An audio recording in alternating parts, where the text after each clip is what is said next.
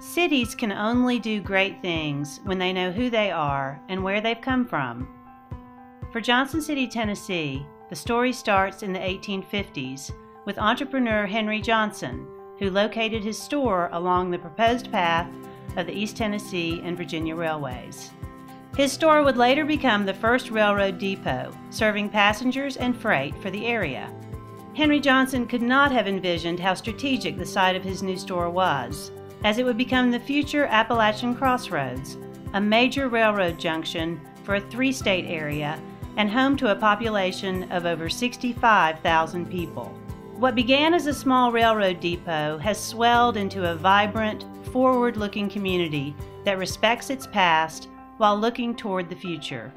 The Tweetsie Trail, which once brought passengers and freight to Johnson's Depot, now brings walkers and bikers to Johnson City to enjoy the town's natural beauty and downtown attractions.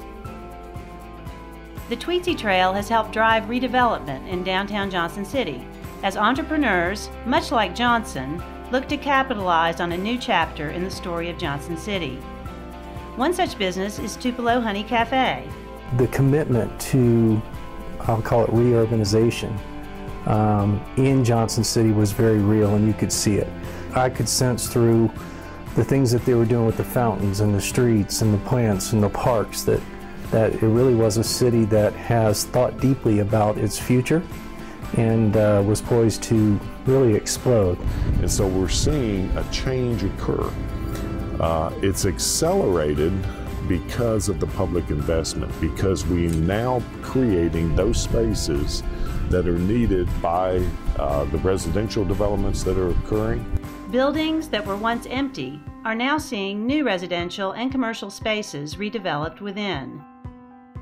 The original Farmers Exchange building is undergoing a rebirth, as it is converted into commercial space on the first floor and residential lofts on the upper floors.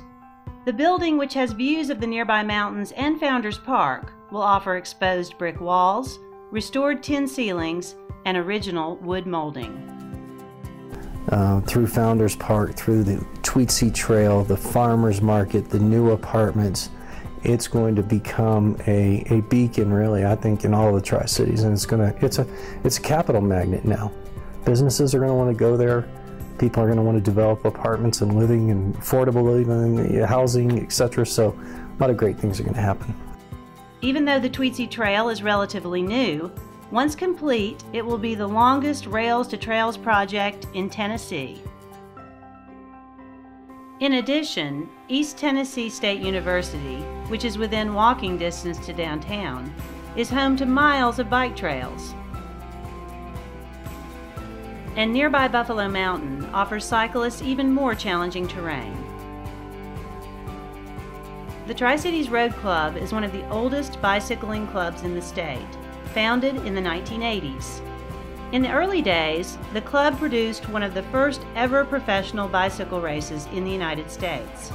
Today, the Johnson City Omnium draws professional and amateur cyclists alike to our area for an intense and challenging two-day event.